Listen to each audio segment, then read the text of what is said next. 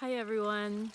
So I've been really inspired by all the amazing artists out there sharing their talents, everything from amateur to professional, bringing us happiness, moving us with their art, and made me start thinking about what was my art, and healing and relaxing people is what I can give.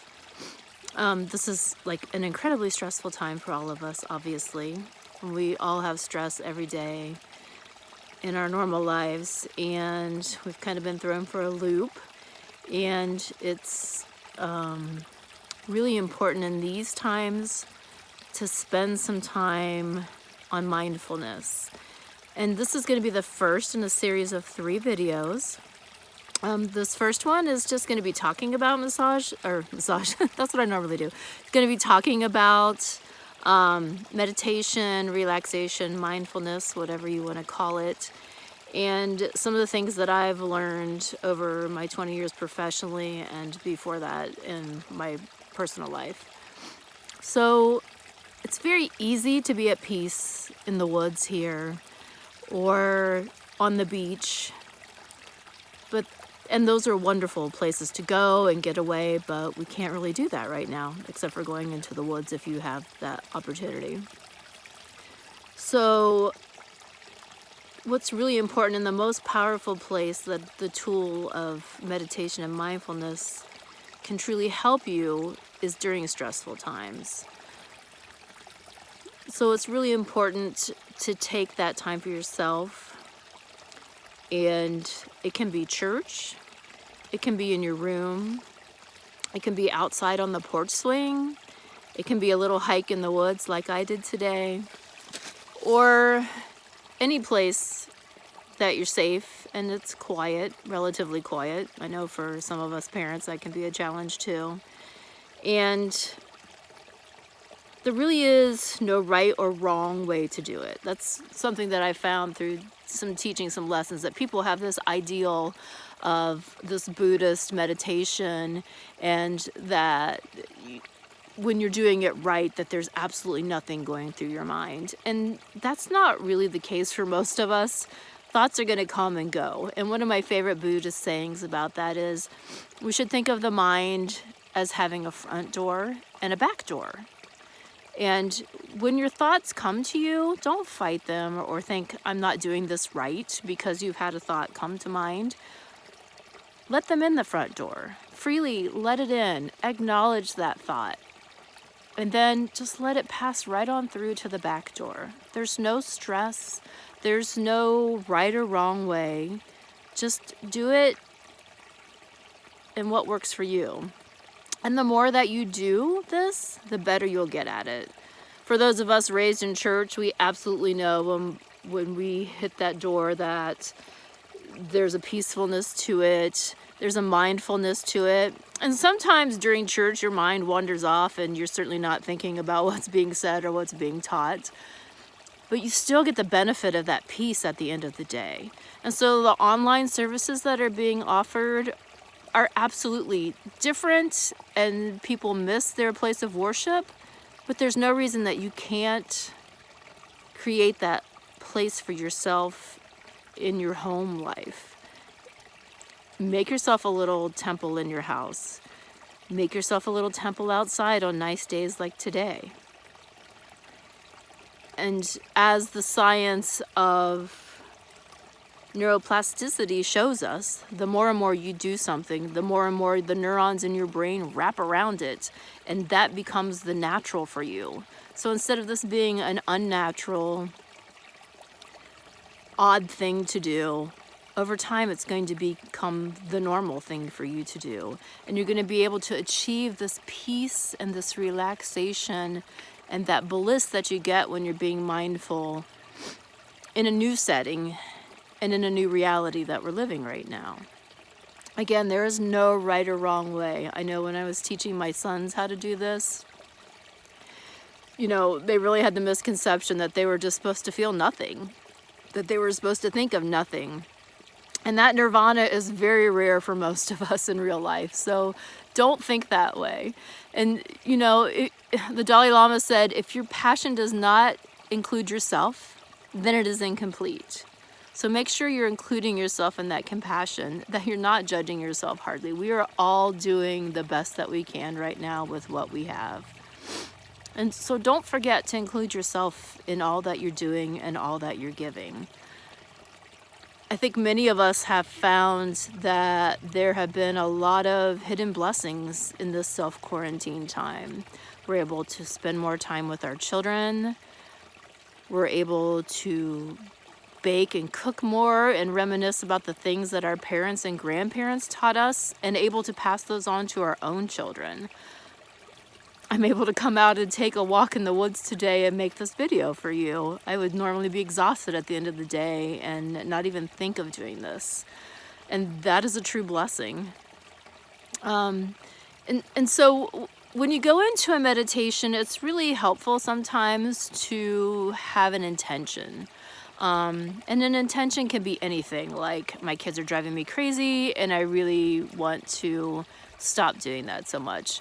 Or I'm so stressed out about my family that works in healthcare and I really want to send them some good energy. I don't know what I'm going to do financially with losing my job and all that that entails, and thinking about solutions for that. So what I really suggest is that you think about what it is you want to achieve with each meditation beforehand. Maybe even write it down. Some of us learn better when we write things down. Maybe even, brainstorm a whole list of things you want to work on. And each time, take one or two of them to kind of concentrate on. And while you're in your meditation, you might waver back and forth and your grocery list comes up, or, whatever. It's fine. Let it in the front door of your mind and think what you need to think about it and let it out the back door. The dog starts barking, the phone rings. I highly suggest you turn your phone off during that time, just like you would in any kind of mindfulness.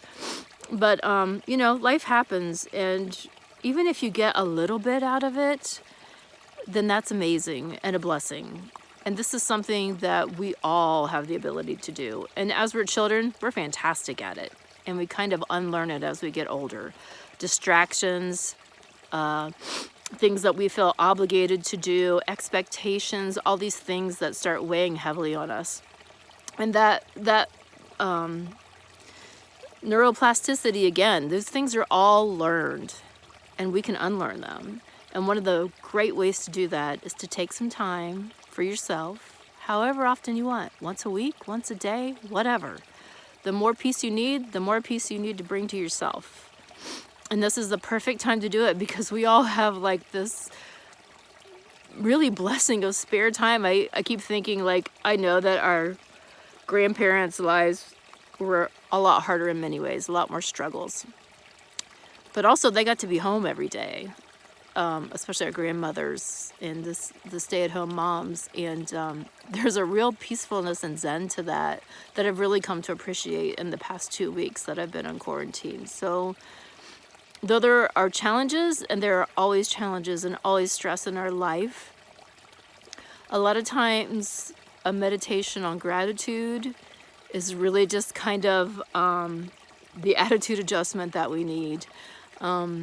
And I think there are a lot of things that we do in our lives, those things that we love and we rely on, that have a really good grip at doing that for us. Church, for example, comes to mind, where you're literally being thankful for your blessings instead of concentrating on the things that you're stressed out about. And there is no reason that you can't take that time and devotion in your life in whatever way works for you.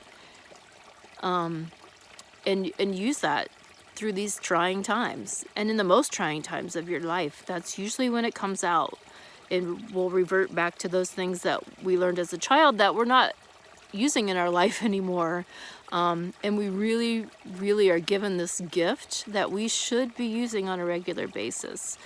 So just in this first initial video, I really wanted to discuss, those things that will work for us and how meditation can help us.